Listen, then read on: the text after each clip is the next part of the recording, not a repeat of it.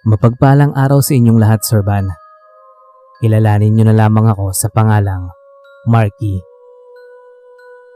Ibabahagi ko lang sa inyo ang experience naming mag-asawa noong kasagsagan ng pagkalugmok naming dalawa.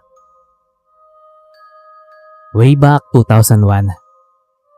Sa pangalawang pagkakataon ay nakunan na naman ng asawa kong si Jess. Sobrang lungkot niya dahil alam niya sa sarili niya na sobrang iniingatan niya ang anak namin. Pero pagsapit ng ika-6 na buwan ay bigla na lamang namatay ang dinadala niya sa sinapupunan. Nakakapagtaka kasi sabi ng doktor sa amin noong nagpa-check up kami, malusog at wala naman daw problema sa anak namin. Ang saya-saya pa nga namin kasi ang sabi, magiging safe naman ang delivery. Pero isang umaga, paggising namin ay dinugo na si Jess at nalaman nga namin na wala na ang bata. Unti-unti naman kami nakaka-recover pero hindi pa rin talaga mawawala ang panghihinayang lalo na para sa asawa ko. 2 buwan makalipas ang pagkalaglag ng baby namin, napansin ko naging malapit sa ibang bata si Jess. Natutuwa naman ako kasi kahit papano nadadivert na ang atensyon niya. Isa ang anak ng mag-asawang Bonnie at Len sa kinagigiliwan ni Jess. Bagong lipat lang sila sa katapat naming bahay at ang anak naman nila ay si Leonora. Cute at bibong bata si Leonora. Kapag nakikita namin si Leonora sa tapat, nagtataka kami kasi palagi lang siyang mag-isa. Nalaman mula sa bata na ang mga magulang pala niya ay parehong napasok sa trabaho.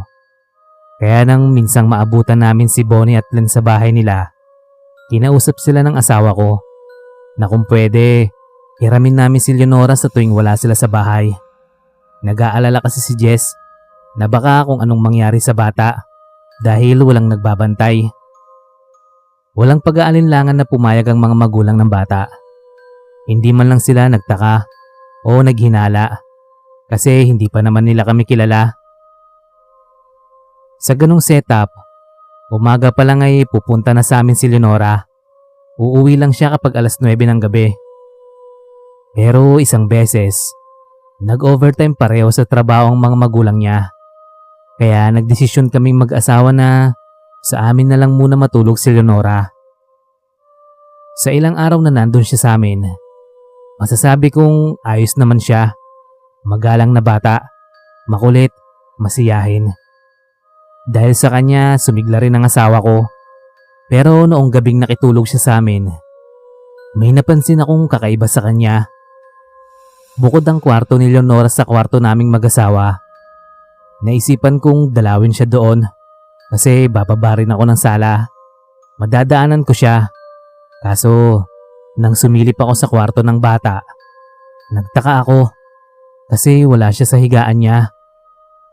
Mga ilang minuto lang ay narinig ko nang umiingay yung alaga kong manok sa vicinity namin. Dali-dali naman akong lumabas ng bahay. Naabutan ko si Leonora na may dugo sa kamay. Nang tingnan ko ang manok, nakahandusay at wala ng buhay. May dugo sa dibdib si Leonora na parang doon pa umagos yung dugo ng manok. Mahinahon kong tinanong si Leonora kung anong nangyari. Sabi niya, may umatake raw ng sigbin sa manok namin at sinubukan raw niya iligtas ang manok pero wala siyang nagawa. Sigbin, nagtataka rin ako noong mga sandaling yon. Bata pa lang si Leonora at sa syudad siya na-expose kaya hindi ko rin malaman kung bakit alam niya ang sigbin. Isa pa, sa uri ng village na kinaroroonan namin, hindi na uso ang sigbin. Hindi makapagsalita si Leonora at parang gulat na gulat. Nag-aalala naman ako kaya dinala ko agad siya sa banyo para hugasan. Pagkatapos ay pinagtuunan ko naman ang manok ko na nooy simut na ang laman loob. Wala na nga rin akong nakikitang dugo na tumutulo. Chinek ko yung paligid. Wala naman akong nakitang force entry. Maayos yung mga halaman na nakapalibot sa manok. Kinabukasan ay nagtaka kami kasi hindi umuwi ang mag-asawang Bonnie at Len. Sumapit na lang ulit ang gabi pero wala pa rin sila. Kakauwi ko lang sa bahay noon galing trabaho. 9:00 na noon. Sa labas pa lang ako, iba na ang pakiramdam ko sa loob ng bahay. Hindi rin natugon si Jess kahit ilang beses ko siyang tinawag. May narinig akong kaunting ingay sa kusina kaya sumilip ako doon. Dumampot ako ng pamalo sa pag-aakalang may magnanakaw doon. Pero nang tuluyan ko ng masilip ang loob, nanlaki ang mga mata ko sa nakita ko. May bata doon na nagkakalkal ng mga imbak naming karne. Nang humarap siya sa akin, ay nagulat ako sa nakita ko. Kulubot ang mukha at labas ang mga pangil sa bibig. Bilugan yung mata at matulis ang dulo ng tenga at ilong. Hindi na ako nagdalawang isip. Tumakbo ako papunta sa kwarto namin ni Jess. Naabutan ko ang asawa ko doon na nagtatago sa loob ng cabinet. Namumutla at takot na takot. Isinara ko agad ang pinto. Makailang ulit na kinalabog yun ng batang tila halimaw. Bintana lang ang bukod tanging malalabasan namin nung oras na yon. Buti na lang ay medyo mababa lang yon. Kaya nagawa naming makababa ng safe. Paglabas namin ng bahay, nakita pa namin na sumilip sa bintana ang bata. Agad kaming nag-report sa mga guard. Pero wala na silang inabutan sa bahay namin. Sabi ng mga guard, baka raw tiyanak o aswang ang batang inaalagaan namin. Dahil habang nangyayari ang mga yon, ay katakatakang hindi namin mahanap si Leonora. Makalipas ang ilang araw ay hindi na nagpakita si Leonora at ang mga magulang niya. Hindi na rin kami bumalik sa bahay na yon at pinaupahan na lang namin sa iba. Grabing trauma ang inabot namin, lalo na ang asawa ko. Dahil sa nangyari, muling lumayo ang loob niya sa mga bata. Lalo na't hindi naman namin nahuli si Leonora nung mga panahon na yon. Kaya nandun ang pangamba na baka bumalik siya at puntiryahin naman ang bagong sanggol na dinadala ng asawa ko.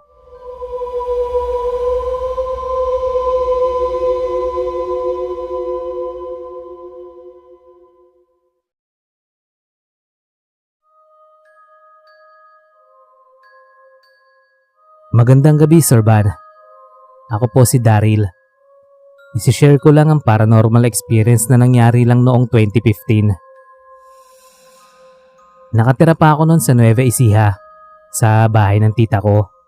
Nakahanap kasi ako ng trabaho doon. Sa halip na mangupahan, nakiusap ako sa tita ko na makitira muna pansamantala sa kanila. Mabait naman si tita. Ganon din ang mga pinsan ko. Malaki rin ang bahay nila kasi medyo may kaya sila. Medyo may kalumaan nga lang yung disenyo ng bahay. Base kasi kay tita, isa yun sa mga bahay na pamana ng lolo namin. Halos 1 taon din akong namalagi sa kanila. Marami akong nakilala at nagkaroon pa nga ako ng girlfriend. Ang kaso, niloko lang din ako. At ang mas masaklap pa, iniimbitahan niya ako sa kasal nila ng bago niya. Siyempre dahil martir ako, ay tinanggap ko ang imbitasyon. Kaya ilang araw bago ang kasal, hindi ko malaman kung saan ako makakakuha ng susuotin. Basta ang sabi lang ng ex ko noon, kailangan daw nakabarong. Kaya nagtanong-tanong ako sa mga kakilala ko. Ang dami kong pwedeng hiraman, pero maliliit. Minsan naman malalaki. Magmumukha akong bangkay. Mabuti na lang ay nalaman ni tita ang problema ko na yon. Nirefer niya ako sa kakilala niya na si Kuya Felix. Doon ako nakahiram ng barong.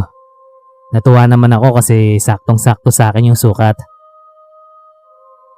Dumating ang araw ng kasal at suot ko na yung barong na hiniram ko.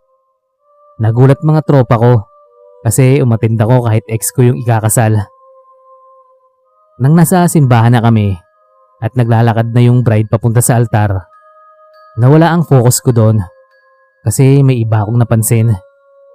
May natanaw ako na isang lalaki sa pinakadulo ng simbahan. Parang may mga mantsa ang suot niya ring barong. Nakatayo siya sa gilid.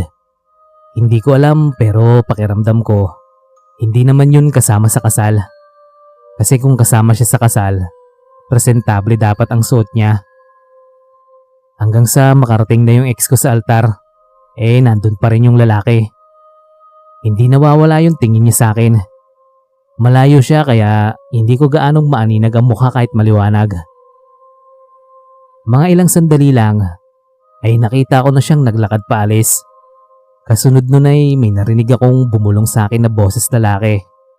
Napalingon ako sa mga katabi ko dahil akala ko isa sa kanila ang bumulong. Pero hindi.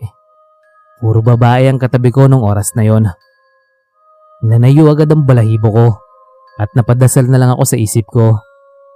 Wala akong ideya kung bakit may nagpaparamdam sa akin na ganon at sa loob pa mismo ng simbahan. Pagkatapos ng kasal ay dumiretso kami sa isang hotel. Doon ginanap ang reception. May ilang kwarto din na inilaan para sa mga guests. Habang nagkakasiyahan sila sa venue, ay umalis ako saglit para pumunta ng banyo. Aayusin ko lang sana ang pantalon ko kasi wala akong sinturon. Nakaharap lang ako sa malapad na salamin ng mga oras na yon. Pasipol-sipol pa nga ako.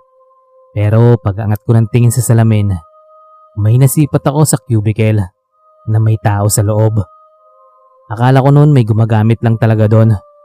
Pero nagtaka na lang ako nang may pumasok na isang lalaki sa cubicle na yon. Napaisip naman ako kasi papaanong mawawala yung una kong nakita sa loob noon. Pagkalabas ng lalaki, sinilip ko agad yung loob ng cubicle. Napapailing na lang ako kasi wala talagang tao. Hinayaan ko na lang kasi akala ko na malikmata lang ako. Nag-focus ako ulit sa pag-aayos ng pantalon ko. Naramdaman ko naman na bigla na lang lumamig sa loob ng banyo. Dahan-dahan akong napalingon sa gilid at nakita kong may isang lalaking nakabarong ang nakatayo doon. Wala siyang mukha at duguan ang katawan. Nadulas ako ng tangkain kong umatras. Sandali akong nanigas sa kinauupuan ko sa sobrang shock. Nang makita ko nang umaabante na siya palapit sa akin, buong pagsisikap akong gumapang palabas ng banyo na yon. Namumutla akong tumakbo palabas ng hotel. Nagdesisyon akong umuwi na lang muna. Naabutan ko naman sila tita sa bahay, kaya kinuwento ko agad ang nangyari. Nakatingin lang sila sa akin habang nagsasalita ako. Hanggang sa napansin ko na lang na sa barong ko sila nakatingin. Nagulat na lang ako nang mapagtanto kong maraming dugo yung barong na suot ko. Sa takot ko ay mabilis ko agad na hinubad yon. Nagtataka si tita kung ano raw ba ang ginawa ko. Pero maging ako hindi ko rin alam. Bigla na lang nagkaroon ng dugo yung barong na yon. Pumasok sa isip ko na baka dahil sa barong na yon kaya may nagpapakita sa akin at nagpaparamdam. Kaya kinausap ko ang kakilala ni tita na si Felix. Halos manlata ako nang malaman na yung barong na pinasuot niya sa akin ay ang barong pala ng tito ni Felix noong mabaril ito sa mismong araw din ng kasal. Galit na galit si tita kay Felix kasi hindi man lang niya sinabi. Yung nagpapakita palang multo sa akin ay tito ni Felix. Nagalit ang kaluluwang yon dahil may ibang sumusuot ng barong niya. Agad kong sinauli kay Felix ang barong at humingi na lang ako ng tawad sa pamamagitan ng dasal. Nagpasama rin ako kay Felix sa puntod ng tito niya para personal na makapag-sorry. Pagkatapos nun ay hindi na nagparamdam sa akin ang tito niya. Ayaw na ayaw pala ng kaluluwa na yun na pakialaman ang gamit niya, lalo na ang barong. Naging memorable sa akin ang kasal ng ex ko, hindi dahil nasaktan ako, kundi dahil sa kababalaghan na nangyari sa akin. Mabuti na lang din ay naisoli ko na rin agad ang barong na yon.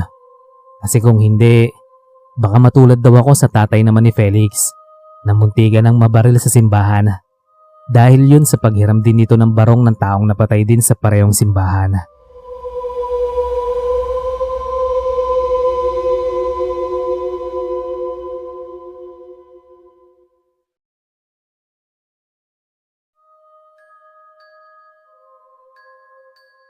Hello sa lahat at sa inyo rin Sir Van. Tawagin nyo na lamang po akong Erickson. Hindi ko inakala na magiging accessories of the crime ako noong kakatapos ko lang makagraduate sa college. Dakilang tambay pa lang ako noon at umaasa lang sa magiging bayad ng nangungupahan sa bahay namin. Nang umalis ang mga boarders, ay doon nagsimula ang taggutom para sa akin. Ako lang kasi ang nangangalaga ng bahay na yon. Mag-isa lang akong anak at yung mga magulang ko nasa ibang bansa. Dahil ayaw ko nang problemahin pa ng parents ko ang panggastos ko araw-araw, nag-isip ako kung papaanong may titira ulit sa paupahan naming kwarto. Hanggang sa tinawagan ako ng kaibigan ko na si Jethro. Close friend ko noong nasa high school pa lang kami at kababata ko rin. Nagsabi siya na uupahan ng kwarto. Tuwang-tuwa naman ako kasi magkakaroon na rin ako ng pera. Akala ko naman kung sino ang magiging kasama niya sa kwarto. Nagulat na lang ako nang isama niya si Joy. Si Joy na girlfriend ng isa sa tropa namin na si Gabriel. Sa madaling sabi, si Jethro at Joy ay nagtataksil kay Gabriel. Dinagdagan ni Jethro ang bayad niya sa akin para lang hindi ako mag-ingay. At sa pagpayag ko, ay hindi ko inakala na doon na pala magsisimula ang kalbaryo ng buhay ko. Natuloy ang pagsasama ni Jethro at Joy sa paupahan namin. Saksi ako sa kung paano maglandian ng dalawa. Ang katwiran lang naman ni Jethro, hinihiram lang naman niya ang mga sandaling yon kay Gabriel. Habang masaya ang dalawa, ay naobserbahan ko naman si Gabriel. Tuwing dadaan ako sa kanila ay lagi siyang tulala. Hindi na siya makausap ng maayos. Ang tangi lang niyang sinasabi ay ang mga salitang, magsasama-sama tayo. Noong una ay inakala ng mga magulang ni Gabriel na nasisiraan na ng bait ang anak nila. Lalo nang makita nila yung naghahasa ng itak habang nasa malayo ang tingin. Sinabi ko kay Joy ang bagay na yon, pero wala naman siyang pakialam. Kahit binigyan ko na sila ng babala, ay hindi nila pinansin. Makalipas ang ilang araw, ay nalito kaming tatlo sa kilos ni Gabriel. Bigla na lang siyang naging masigla. Para bang bumalik siya sa dati. Naging kampante si Jethro at Joy dahil doon. Basta normal lang ang lahat kung babase sa pinapakita ni Gabriel. Isang gabi, habang nagluluto ako at naglalandian yung dalawa sa kwarto, may narinig akong sumisitsit sa labas. Yung kusina kasi namin open lang siya at yung mga gilid-gilid nun mga halaman na. Huwag niyo akong pagtripan. Buhusan ko kayo ng kumukulong mantika dyan. Sabi ko na lang, sa pag-aakalang yung mga lasing lang yon. Minsan na kasi nila akong pinagkatuwaan sa ganun ding paraan. Wala namang tumugon ng mga oras na yon. Nang malapit na akong matapos, nagulat ako nang makita ko si Gabriel sa labas ng gate namin. Nakatayo siya doon at seryoso lang na nakatingin sa akin. Sa gulat ko, muntikan ko pang mabitawan yung hawak kong kawali. Pagtingin ko ulit sa kanya ay bigla na siyang nawala roon. Dali-dali akong pumasok ng bahay para abisuhan yung dalawa. Pero tinawanan lang ako ni Joy. Ang sabi niya ay nasa Palawan daw si Gabriel. Mas lalo naman akong nalito kasi si Gabriel talaga ang totoong nakita ko. Hindi ako pwedeng magkamali. Noong gabing yon ay hindi ako mapakali. Nagpaalam na lang muna ako kay Jethro at Joy. Umalis ako ng bahay at nagbabad ako sa computer shop. Mag-uumaga na nang umuwi ako sa bahay namin. Pagpasok ko ng sala, napansin ko agad na magulo yung pagkakaayos ng sofa. Basag din yung flower vase namin sa sahig. Pagtingin ko sa may banyo ay may nakita akong maraming dugo sa sahig. Nakahandusay doon si Jethro. Subsob ang mukha sa inidoro. Nakatali ang mga paa at basag ang ulo. Agad akong tumawag ng pulis dahil sa natuklasan kong karumal-dumal na nangyari kay Jethro. Hindi namin mahagilap si Joy nung mga oras na yon. Bigla na lang siyang nawala. Naging persons of interest siya bukod kay Gabriel na isinumbong ko rin sa mga pulis. Habang iniimbestigahan si Gabriel, ay nagsagawa ng paghahanap ang pulis at tumulong na rin ang mga tanod. Makalipas lang ang 5 araw, ay umamin na rin si Gabriel sa ginawa niya. Ang sabi niya ay pinatay niya raw si Jethro at Joy. Dinitalya niya kung paano niya pinagpapalo sa ulo si Jethro. Kapag si Joy naman ang pag-uusapan, ay tumatawa lang siya. Paulit-ulit niyang sinabi na hindi lang daw siya mag-isa ang pumatay naman kay Joy. Hindi siya makausap ng maayos, Sir Van. Meron siyang tinutukoy na kasama niya pero hindi niya sinasabi kung sino. Kahit daw sabihin niya, hinding-hindi raw namin mahuhuli. Nakulong si Gabriel at ilang araw lang din binalitang patay na siya. Sabi ng mga preso ay maraming tubig ang nasa loob ng katawan niya. Pero ang nakapagtataka lang ay wala namang mataas na tubig sa kulungan para malunod siya ng ganon. Sa parehong araw ng pagkawala ni Gabriel ay natagpuan na rin ang bangkay ni Joy. Lahat ng residente sa lugar namin ay hindi makapaniwala. Kahit ang mga investigador ay hindi makapaglabas ng matinong report dahil nakakapagtaka naman talaga. Natagpuan si Joy sa loob ng water tank namin. Yung water tank kasi na yon ay maliit lang ang butas na tipong kasing laki lang ng mansanas. Winasak ang water tank namin at naibaba na rin ang bangkay ni Joy.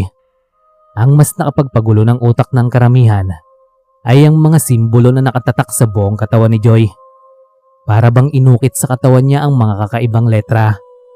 Bukod pa doon ay maraming sugat si Joy sa leeg niya. Senyalis na ginilitan muna siya bago ilagay sa water tank. Nag-iwan ng malaking katanungan para sa amin ang sinapit niya. Doon ko mas naintindihan na totoong hindi lang si Gabriel ang gumawa nun. Na baka may kakaibang nilalang siyang kasama sa pagpatay kay Jethro at Joy. Na kapwa ng hiram lang din ng sandali.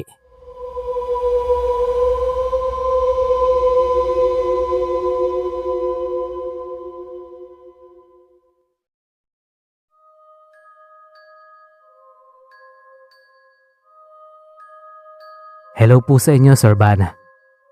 Ibabahagi ko ang karanasan naming magkakaibigan noong minsang pumasyal kami sa isang lumang munisipyo sa amin.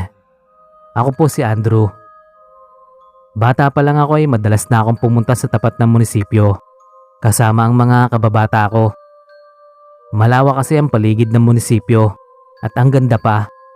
Saktong-sakto yung lugar para sa laro naming tumbang preso. Pero nagkawatak-watak na rin kaming magkakaibigan nang magsimula na kaming mag-aral. Nagkita-kita lang kami ulit nitong 2010. Naisipan naming magkababata na pasyalan ng dating munisipyo na madalas naming tambayan noon. Pagpunta namin doon ay malaki na ang pinagbago. Abandonado na yung munisipyo. Marami na ring damo at halaman sa sahig na gumagapang papuntang daanan. Dumami na rin at tumaas na rin ang mga puno. Yung mismong pwesto naman na pinaglalaroan namin ay nilamon na rin ang halaman. Napaka-sentimental ng lugar na yon para sa amin. Kaya nilinis namin yung pwesto na yon. Alas 5 na ng hapon nang matanggal namin yung mga halaman. Tuwang-tuwa kami nang simulan na namin maglaro ng tumbang preso. May mga asawa na kami. Pero pakiramdam namin bumalik kami sa pagkabata. Pero makalipas lang ang ilang minuto, may biglang dumating na matandang lalaki. Namumuti na ang buhok, pero malakas pa naman. Pinagsabihan niya kami na itigil ang paglalaro ng tumbang preso. Bakit naman ho? Mukha naman hong wala kaming nabubulabog kasi wala naman pong tao rito. Sabi ng isa sa amin na si Jeremy. Wala kayong nabubulabog, pero meron kayong inaakit. Itigil niyo ang pagkalampag ng lata dahil kung hindi ay darating siya. Nagkatinginan na lang kaming magkakaibigan sa sinabi ng matanda. Hindi namin siya maintindihan kung sino ang tinutukoy niya. Hinintay na muna naming makaalis ang matanda. Inilatag na lang muna namin ang tent naming dala. Napag-usapan din kasi namin na mag-camping doon. Nang masiguro naming wala na ang matanda, ay bumalik kami sa paglalaro ng tumbang preso. Kalampag lang ng kalampag ang lata sa semento, pero wala kaming pakialam. Nang tuluyan ng gumabi, huminto na kami sa paglalaro. Nagsindi na lang kami ng mga tuyong dahon at naglabas ng alak. Sa kalagitnaan ng pagkukwentuhan namin, nakarinig kami ng hiyaw na hindi namin malaman kung ano. Para siyang malaking paniki na ewan. Nagkabiruan pa kami nun, baka kamo dinosaur. Makalipas ang ilang oras, Nakaramdam na rin kami ng pagkahilo. Kanya-kanya na kaming punta sa mga tent namin. Habang nagpapaanto kami sa loob, may naramdaman kaming parang tumatakbo sa paligid. Halos lahat kami narinig yon, kaya naglabasan kami sa tent. Hinala namin noong una ay baka may magdanakaw. Dahil sa pangamba hindi na kami natulog, nagpaapoy na lang kami ulit. Nagkatinginan na lang kami nang may marinig naman kaming hagikgik. Pinagdadampot namin ang mga bote sa gilid. Dahan-dahan kaming lumapit sa munisipyo kung saan namin naririnig ang hagikgik. Hindi na namin tinangkapang pumasok sa loob ng munisipyo, lalo na nang makarinig na kami ng paggaspas ng pakpak. Doon na namin naisip at napagtanto na baka aswang ang nandoon. Magkahalong kaba at pagkasabik ang nararamdaman namin noon. Curious kasi kami kung ano nga ba talaga ang pakiramdam na makakita ng aswang. Kaya kahit may kaba, ay nanatili pa rin kami doon. Pinagbabato namin ang entrance ng munisipyo, pero wala namang tumutugon. Hanggang sa pagtingala namin, may nakita na kaming imahe doon sa tuktok ng bubong ng munisipyo. Umatras kami ng umatras para matingala ng maayos kung ano man ang nandun. Naapakan ko yung lata na ginamit namin sa tumbang preso. Pagtingin namin doon sa tuktok ng munisipyo, nakita namin na may bumuka na pakpak doon. Dinampot ni Jeremy ang lata at saka binato sa nilalang na yon. Sa ginawa niyang yun ay lumipad sa area ang aswang papunta sa amin. Natataranta kaming nagtakbuhan. Sa sobrang takot namin ay nagkakahilaan pa kami ng damit. Paglingon ko sa likuran, hinahabol na kami ng aswang. Malayo pa ang tatakbuhin namin para makaalis sa vicinity ng munisipyo. Nagkawatak-watak na rin kami noong mga oras na yon. Saka lang namin na-realize na iyon pala ang sinasabi sa amin ng matanda. Si Jeremy ang nakasama ko sa pagtakbo since nahiwalay kami sa iba. Nagtago muna kami sa may lumang truck na nandoon. Nakita pa namin yung aswang na nakadapo lang sa sirang poste. Sa kilos niya ay parang hinahanap niya kami. Bagay na mas lalong nagpatayo ng balahibo ko. Napatago kami sa ilalim ng truck kahit pa maraming dumi ng kambing at aso. Lumipad kasi palapit sa amin ang aswang. Todo takip kami ng bibig nang maramdaman namin na dumapo siya sa truck. Umalis din agad ang aswang nang hindi niya kami makita. Dali-dali kaming lumabas ni Jeremy at saka karipas na tumakbo palayo sa munisipyo. Wala namang nasaktan sa aming magkakaibigan. Lahat kami ay nagkita-kita sa bukana ng kalsada. Nakahinga kami ng maayos noong oras na yon. Akala namin talaga katapusan na namin. Kinabukasan ay binalikan namin ang mga tent. Tirik na ang araw kaya malakas na ang loob namin na hindi na magpapakita ang aswang. Nakausap namin ulit ang matandang lalaki. Sa kanya pinaliwanag na nakakaakit pala ng aswang ang tunog ng lata sa lugar na yon. Yun din daw ang dahilan kung bakit naging abandonado ang munisipyo. May mga bata raw kasi na naglalaro ng tumbang preso noon na siyang nakaakit sa aswang. Inatake ang munisipyo at mula noon ay hindi na bumalik ang mga empleyado sa takot na mamatay. Umalis na lang kaming magkakaibigan bago pa malaman ng matanda na kami ang mga batang tinutukoy niya.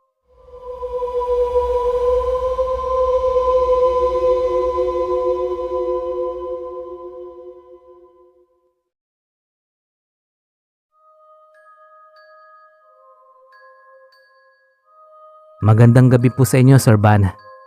Pagbati rin sa lahat ng inyong tagapakinig. Itago nyo na lang ako sa pangalang Clarmen. Taong 2009 ay natanggap ako bilang isang kasambahay sa isang mayamang pamilya sa Cavite. Nakatoka ako sa pagbabantay ng isang batang babae na nasa edad 5 taon pa lang. Base kay Ate Gina, na mas nauna sa aking magtrabaho sa pamilya na yon, masyado raw abala ang parents ng bata kaya kinailangan ng magbabantay. Ayaw daw kasi ng bata kay Ate Gina. Halos lahat daw kasi ng kinukuhang yaya ay hindi nagugustuhan ng bata. Pero pagdating sa akin ay parang nagkaroon daw ng isang himala. Ako ang kauna-unahang tumagal sa pagbabantay ng 1 linggo. Kilalanin na lang nating Marie ang bata. Hindi tulad ng ibang bata ay tahimik lang si Marie. Wala siyang ibang makalaro since wala rin namang bata sa area nila. Yung bahay kasi nila ay nakatirik sa parang probinsya type na lugar. Maraming puno at puro halaman. Kailangan pang sumakay o maglakad bago ka makarating sa pinakabarangay. Noong unang linggo ay magalang sa akin si Marie. Natuwa ang mga amo ko kasi sa wakas nagkaroon na raw ng kasundo ang bata. Hindi naman ako nahihirapan sa pagbabantay sa kanya. Marunong na siyang maligo ng mag-isa at hindi na siya kailangan pang utusan sa mga bagay na dapat niyang gawin. Sa mura niyang edad ay mayroon na siyang pagkukusa. Isa sa mga madalas naming gawin ni Marie tuwing hapon ay maglaro ng nanay-tatay. Base kay Ate Gina, paboritong laro daw yun ni Marie. Masaya naman kalaro si Marie dahil kahit papano ay ngumingiti siya. Pero habang lumilipas ang mga araw na nilalaro namin yon, ay may mga bagay na akong napupuna sa kanya. Hating gabi kasi nang lumabas ako ng kwarto namin ni Ate Gina, naalimpungatan ako at naisip ko na silipin si Marie sa kwarto niya. Kaso pagdating ko doon ay wala ang bata. Nagtaka at kinabahan ako kasi 12:00 na noong mga oras na yon. Nagmadali akong lumabas ng bahay. Nilibot ko ang paligid at nakita ko naman si Marie na nasa garden nila. Hindi na muna ako lumapit nang makita ko siyang nagsasalita mag-isa. Akala ko nung una ay may kinakausap siya, pero wala naman akong nakikitang kaharap niya. Lalapit na sana ako nang bigla niyang nilaro mag-isa ang nanay-tatay. Nag-a-appear siya sa hangin. May tinatawag pa siyang tatay na hindi ko alam kung sino. Malabo naman na si Sir yung sinasabi niya kasi daddy ang tawag niya doon. Nagulat na lang ako nang lumingon sa akin si Marie. Sabay sabing, "Ikaw ang nanay." Tinuro niya pa ako. Ewan ko Sir Van pero sa mga tingin niya bigla na lang akong kinabahan. "Marie, ano bang ginagawa mo dyan? Di ba dapat natutulog ka na?" Tanong ko sa kanya. "Siya ang tatay, ikaw ang nanay. Maglalaro tayo ng nanay at tatay," sabi pa ni Marie. Hindi ko na lang sana papansinin ang sinasabi niya. Pero kinausap na naman niya ang kung sino man ang nakikita niya. "Tatay, siya ang nanay ko. Isa tayong pamilya. Maglaro tayo." Kinilabutan na ako ng mga sandaling yon. Nananayo ang mga balahibo ko. Kahit na anong gawin kong pagyaya na pumasok kay Marie, hindi niya ako pinapakinggan. Hanggang sa makaramdam na lang ako ng panlalamig. Tapos parang may humawak sa balikat ko na malaki at mabigat na kamay. Tumakbo ako pabalik ng bahay. Nagmukmuk ako sa kwarto. Hindi ko na binalikan pa si Marie at nakatulog na lang ako kakaisip sa kanya. Kinabukasan ng umaga ay nagtataka ako kasi nawawala ang pera na dapat sana ipapadala ko sa mga magulang ko. Tatanungin ko sana si Ate Gina kung may nakita ba siyang sobre. Pero nataranta ako nang mapansing nangingitim na ang labi at kuko niya. May pulso pa naman siya pero wala na siyang malay. Ginising ko agad ang mga amo namin. Tinakbo nila sa ospital si Ate Gina at naiwan kami ni Marie sa bahay. Walang makitang sakit ang mga doktor. Misteryoso ang nangyari kay Ate Gina. Habang dalawa lang kami ni Marie na nasa bahay, bigla niya akong nilapitan. Seryoso ang mukha niya at saka nagsalita. "Masama si Ate Gina, kaya dapat lang sa kanya yon." Madilim noong umagang yon dahil masama ang panahon. Lalo akong kinilabutan dahil sa lamig ng hangin. Nang mapalingon ako sa may salamin na nakadikit sa pader, nanlamig ang mga palad ko nang makita ang isang nilalang na nandoon. Isang matangkad na lalaki ang nasa refleksyon ng salamin. Maitim at payat na mahaba ang buhok. Nanlilisik ang mga pula niyang mata. "Ikaw ang nanay. Siya ang tatay. Tayo ay pamilya. Sino mang mananakit sa'yo ay gagantihan ni tatay," sabi pa ni Marie. Hindi na ako nagsayang ng oras. Natataranta akong lumabas ng bahay. Sa takot ko ay pinuntahan ko na lang si Ate Gina sa ospital. Hindi na muna ako umuwi sa bahay nila sir noon. Malala na ang kababalaghan na nararanasan ko doon. Hindi na normal. Anumang oras, palagay ko ay may mangyayaring masama sa akin. Naging okay din naman ang pakiramdam ni Ate Gina nung mga oras ding yon. Himala na unti-unti siyang gumagaling. Nang makapagsalita na si Ate Gina, ay humingi siya sa akin ng paumanhin. Sa kanya binigay sa akin ang sobre na hinahanap ko. Inamin niya na siya nga talaga ang nagnakaw ng pera ko. Pinatawad ko siya dahil nagawa niya lang din yon kasi nangangailangan din siya. Nang makalabas na ng ospital si Ate Gina, sabay na kaming nag-resign. Iba ang sinabi naming dahilan. Pero ang totoo, dahil yun kay Marie. Saka ko lang naintindihan na nakakakita pala ng engkanto si Marie. At ang engkantong yun ay ang tinuturing niyang tatay. Natipuhan ako ng engkanto, kaya ako ang sinasabi niyang nanay. Bago pa lumala ang sitwasyon, ay umalis na kami ni Ate Gina. Mas maganda nang magtrabaho sa maliit na sweldo kaysa sa malaki nga ang sahod, pero may kasama ka namang bata na may kaibigang engkanto.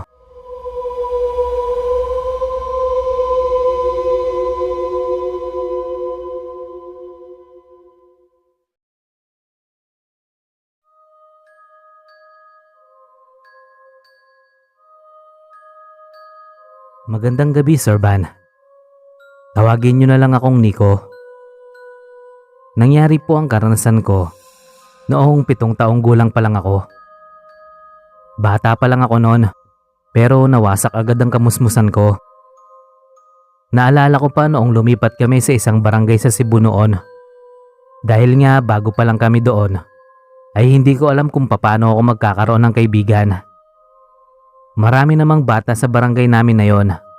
Patakbo-takbo lang sila at naglalaro tuwing hapon. Naiinggit ako sa kanila kasi nasa bahay lang ako. Tamang nood at nakikitawa na lang sa kanila. Hindi naman ako pinagbabawalan ng mga magulang ko. Sadyang mahiyain lang talaga ako noong mga panahon na yon. Napakahirap para sa akin na bata pa lang ako ay introvert na ako. Pero may kaisa-isang bata doon na talagang malakas ang loob na kausapin ako. Tawagin na lang natin siyang Ana. Makulit at malikot si Ana. Siya yung palaging dumadaan sa bahay para lang yayain akong makipaglaro. Pero dahil wala nga akong lakas ng loob, lagi lang ako tumatanggi. Isang beses habang naglalakad ako pauwi galing ng palengke, naabutan kong sinasaktan ng mga bata si Ana. Naawa naman ako sa kanya kasi babae siya. Tapos yung mga nananakit sa kanya ay puro lalaki. Lalapit sana ako. Pero bigla na lang tumawa si Ana. Tumayo siya na parang walang nangyari kahit dumudugo na ang labi niya. Nang makita niya ako ay lumapit siya at tinanong ako kung gusto ko raw bang sumali. Tumanggi agad ako kasi nakikita ko pa rin yung dugo niya sa labi. Sinabi niya sa akin na normal na laro lang yun para sa kanya, kaya dapat hindi ako mag-alala. Ganun pa man ay natakot pa rin ako sa laro nila. Sakitan kasi ang gusto ni Ana. Lumipas ang mga araw na ganun pa rin ang sistema. Dumadaan pa rin si Ana sa tapat ng bintana namin para yayain ako. May pagkakataon nga na nakumbinsi na rin niya ako. Gawa nga ng pati magulang ko ay pumayag na rin. 4:00 ng hapon nang ipagpaalam ako ni Ana. Nagpunta ako sa madalas nilang paglaruan. Meron kasing lumang park sa barangay namin. As in, luma na talaga. Bibihira na lang ang nagpupunta doon. Noong panahon na yon, hindi ko pa alam kung anong ibig sabihin ng mga nakabakod na kulay dilaw na tali sa park. Kaya pumasok pa rin kami doon. May 4 na batang naghihintay sa amin nang dumating kami roon. 2 babae at 2 lalaki. Hindi ko alam pero yung 4 na bata na yun ay parang takot na takot. Pasimpleng umiiling-iling yung isang bata sa akin na hindi ko naman maintindihan. Nagsimula ang laro naming bamsak. Isa-isa kaming magtatago at hahanapin kami ng taya. At kapag nakita kami, ay kunwaring sasaksakin kami ng taya hanggang sa lahat kami mamatay na rin. Si Ana ang taya noong mga sandaling yon. Yung mga kasama kong bata, natataranta at takot na nagtago. Hindi ko alam kung anong gagawin since first time ko makipaglaro. Pero nagtago na lang din ako sa isang lumang drum na may mga sapot pa. Napakatahimik ng park noong mga oras na yon. Hindi ko alam kung bakit ako kinakabahan. Siguro dahil ayaw kong mataya o baka may iba pang dahilan na hindi ko maintindihan. Habang nakatago ako, ay bigla na lamang ako nakarinig ng sigaw ng isang bata at sinundan ito ng putok ng baril. Kalmado pa ako nung mga sandaling yon kasi akala ko normal lang na nataya ang isa naming kasama. Ang tagal ko nang nagtatago sa drum pero hindi pa ako nakikita ni Ana. Kaya napilitan na akong lumabas dahil nilalamok na rin ako. Madilim na ang paligid noong mga oras na yon. Maingat akong naglakad at palingon-lingon pa ako sa paligid hanggang sa nakita ko na lang ang isa sa mga kasama kong bata. Nakaluhod siya at takot na nagmamakaawa. Nang makita ko kung sino ang kaharap niya, nanlaki ang mga mata ko. Si Ana na may hawak na totoong baril. Wala kang dalang panaksak, pero ako may dalang pangbangbang. Narinig kong sabi ni Ana. Pagkatapos nun ay bigla niyang pinaputukan ng bata ng sunod-sunod. Napasigaw ako nung mga oras na yon, kaya lumingon sa akin si Ana. Gustuhin ko mang tumakbo pero napako na yata ako sa kinauupuan ko. Namalayan ko na lang na nasa harapan ko na pala si Ana. Kahit medyo madilim ay napansin ko ang balat niya na tila naaagnas na. Nangingitim din ang palibot ng mata niya na para bang may mga pasa. Ana, wag. Akala ko ba maglalaro lang tayo ng bamsak? Nanginginig ang boses ko noong mga sandaling yon. Pero walang naririnig si Ana. Parang hindi na siya yon. Bamsak ang nilalaro natin. Kaya nga ako may dalang baril. Bakit wala kayong dalang kutsilyo? Seryoso ang tono na pananalita ni Ana. Ibang-iba talaga siya. Para siyang demonyo. Naihi na lang ako sa short ko nung tinutok niya sa akin ang baril. Nanginginig na ako sa takot. Pero bigla na lang may lumabas na isa pa naming kalaro. Sa halip na ako, yung batang yun ang pinaputokan niya. Natumba agad ang bata dahil tinamaan agad sa hita. Ibinalik sa akin ni Ana ang pagputok ng baril. Nakita kong kinalabit na niya ang gatilyo. Pero nagtaka ako nang hindi pumutok ang baril. Nabuhayan ako ng loob nang may dumating na gwardiya. Dali-dali namang tumakbo si Ana palayo. Nasagip kaming tatlo ng gwardiya. Nai-report namin ang nangyari sa mga pulis. Pero wala ni isa sa kanila ang naniniwala. Kahit na mismong ang gwardiya na rin ang nagsabi na si Ana ang pumatay sa dalawa naming kalaro. Nagkaroon ng investigasyon sa mga nangyari. Wala silang makuhang matinong ebidensya maliban sa statement namin. Dahil doon ay sinubukan nilang tingnan ang anggulo ng sinasabi namin. Hinanap nila si Ana sa lugar at pamilya nito. Pero nagulat na lang kami sa nalaman namin. Matagal na palang patay si Ana dahil sa pambubugbog ng kanyang tatay. Habang ang nanay naman nito ay nagpatiwakal kasabay ng asawa. Ang Ana pala na nakalaro namin noon ay isa na palang buhay na kaluluwa. Isang kaluluwa na parang tao pa rin. Hindi na nakita pa si Ana noong mga panahon na yon. Idinaan na lang namin sa pagdadasal ang kanyang kaluluwa.